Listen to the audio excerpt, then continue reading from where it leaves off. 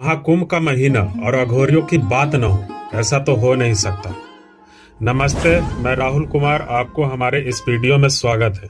आज बात होने वाली है अघोरियों की।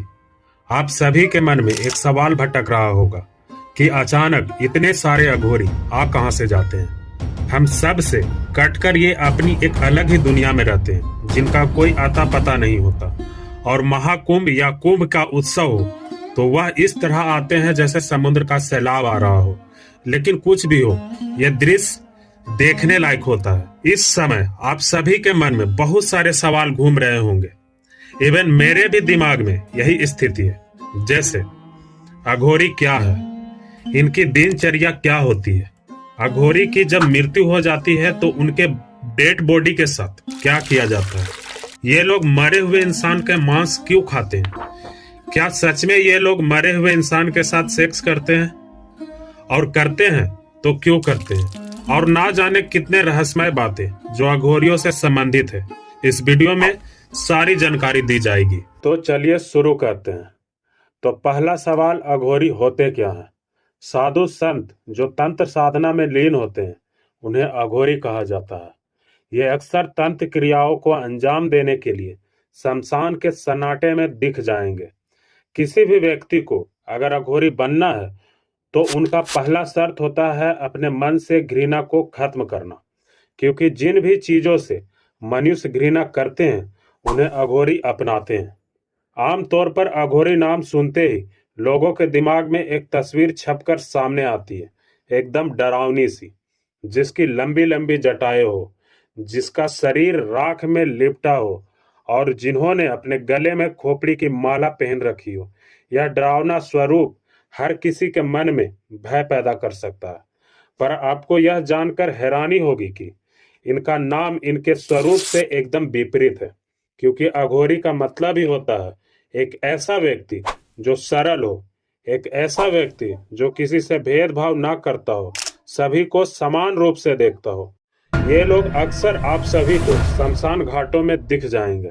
देखिए, हर किसी के मन में एक जिज्ञासा होती है, इवन मुझ में भी है, कि आखिर इन्हें अघोरी ही क्यों कहा जाता है, कुछ और क्यों नहीं। देखिए, हर चीज का एक मतलब होता है, तो इसका भी एक मतलब है। अघोरी अघोरी का मतलब ही होता है निर्भय, यानी जिसमें किसी प्रकार का कोई डर ही ना हो।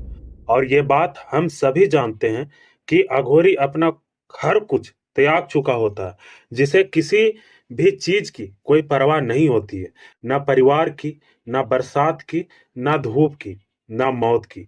ये हर वो चीज से ऊपर उठ चुके हैं जिसे एक नॉर्मल व्यक्ति खोने से डरता है। तो ये अघोरी नहीं तो कौन? आप सभी सोच भी नहीं सकते हैं कि अघोरियों के पास किस किस तरह की अनोखी शक्तियां होती है, और ये शक्तियां इन्हें विरासत में नहीं बल्कि बहुत वर्षों की तपस्या से मिलती है। अघोरी अपने संपूर्ण जीवन में 3 तरह के साधना करते हैं, और इस 3 तरह के साधना के जरिए इन्हें 6 प्रकार की शक्तियां प्राप्त होती है। चलिए जानते हैं कि अघोरी ऐसे कौन कौन से 3 तरह के साधना करते हैं जिससे उन्हें अपार शक्तियां प्राप्त होती है। पहला, इच्छित अवति शक्ति। इस शक्ति को सिद्ध करने के बाद अघोरी वरदान देने योग्य हो जाते हैं। सरल शब्दों में कहूं तो वो किसी भी व्यक्ति की मनोकामना पूर्ण कर सकते हैं। दूसरा, याचन शक्ति। अघोरी पंथ की दूसरी शक्ति है याचन शक्ति। इसे पाने के बाद अघोरी अपनी मनोकामना पूरी करने में सक्षम हो जाते हैं। इस शक्ति के जरिए ये जो चाहे वो पा सकते हैं। तीसरा, श्रवण शक्ति। अघोरी पंथ की तीसरी शक्ति है श्रवण शक्ति। इसे प्राप्त करते ही अघोरी सबसे सूक्ष्म और गुप्त श्रोता बन जाते हैं। इस शक्ति के जरिए ये देवलोक तक संपर्क साध सकते हैं। चौथा, क्रिया शक्ति। इस क्रम में चौथी शक्ति है क्रिया शक्ति। इसमें गुरु दीक्षा में प्राप्त हुआ मंत्र जब अघोरी सिद्ध कर लेते हैं तो उन्हें निरंतर क्रियारत रहने की क्षमता और चेतना भी प्राप्त हो जाती है। पांचवा, प्रवेश अवति शक्ति। अघोर पंथ की 5वीं शक्ति है अवति। इस शक्ति को प्राप्त करना मुश्किल होता है। इसे पाने के बाद साधक त्रिकालदर्शी बन जाते हैं, यानी तीनों कालों को देखने वाला। यह शक्ति के जरिए ये आपको ये तक बता देंगे कि आप किस जन्म में क्या थे। स्वामर्थ्य शक्ति। इस शक्ति को पाने के बाद अघोरी अपने मन का राजा बन जाता है। वह अपने अनुसार सारे नियम बनाकर अपने मस्तिष्क पर नियंत्रण कर सकता है। अघोरियों को लेकर लोगों के मन में एक डर सा बैठा रहता है। बेशक वो भी एक साधु ही होते हैं, फिर भी लोग उनसे कहीं न कहीं डरते जरूर है। ऐसा माना जाता है कि अघोरी इंसानी मांस का सेवन करते हैं। इसके पीछे कितनी सच्चाई है, चलिए जानते हैं। हम सभी लोग कभी न कभी ये जरूर सुनते हैं कि अघोरी लोग चिता की आग बुझा जाने के बाद बचा हुआ मांस खा जाते हैं। ऐसा करने के पीछे एक तर्क दिया जाता है, या यूं कहें कि संदेश दिया जाता है मानव समाज को, ताकि जो अघोरी बनना चाहते हैं उनके मन से घृणा निकल जाए।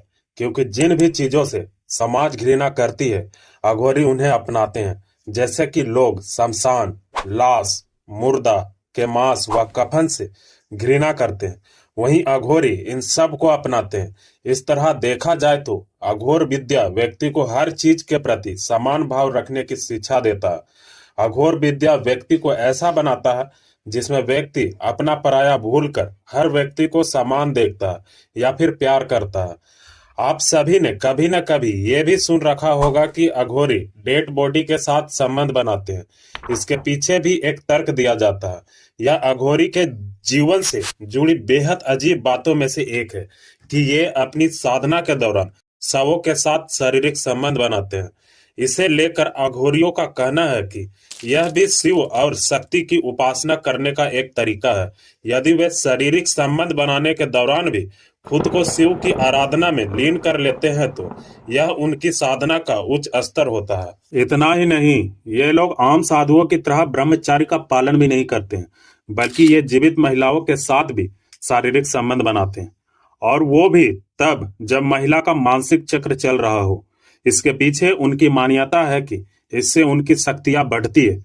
इन सभी सवालों में एक सवाल और सामने आता है कि अघोरी अक्सर लाशों का सेवन क्यों करते हैं। तो ऐसा करने के पीछे उनकी एक और मान्यता है कि इससे उनकी तंत्र शक्ति प्रबल होती है, यानी मजबूत होती है।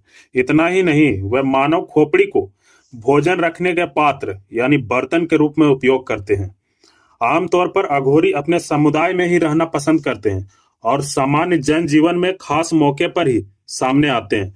जैसा कि इस बार हम सभी लोगों को देखने को मिला प्रयागराज के महाकुंभ में अघोरियों का सैलाब। क्या आप सभी को मालूम है कि अघोरियों का अंतिम संस्कार कैसे होता है? अगर आप सोच रहे हैं कि हम हिंदू परंपरा की तरह ही होता होगा तो आप गलत हैं, क्योंकि इनकी परंपरा ही अलग है हम सब से। बल्कि हम ये भी कह सकते हैं कि इनकी दुनिया ही अलग है। घोर परंपरा में ऐसी मान्यता है कि अगर किसी अघोरी की मृत्यु हो जाती है तो उनके शव को जलाया नहीं जाता है, बल्कि अघोरी की मौत होने पर चौकड़ी लगाकर शव को उल्टा रखा जाता है, यानी सिर नीचे पैर ऊपर। इसके बाद करीब 1.25 महीना यानी 40 दिनों तक शव में कीड़े पड़ने का इंतजार किया जाता है और सड़ जाने के बाद गंगा में शरीर को बहा दिया जाता है। लेकिन उनके सिर को दूसरे अघोरी अपने पास ही रख लेते हैं ताकि उस सर का इस्तेमाल वह साधना के लिए कर सके। ऐसे तो अघोरी आपको कम जगहों पर ही देखने को मिलेंगे, क्योंकि इन अघोरियों के ठिकाने इस दुनिया में कुछ गिने चुने जगहों पर ही है। जैसे बनारस का मणिकर्णिका घाट। बनारस के मणिकर्णिका घाट को महाश्मशान कहा जाता है। ऐसा इसलिए क्योंकि यहाँ सुबह से लेकर रात भर अंतिम संस्कार का सिलसिला जारी रहता है।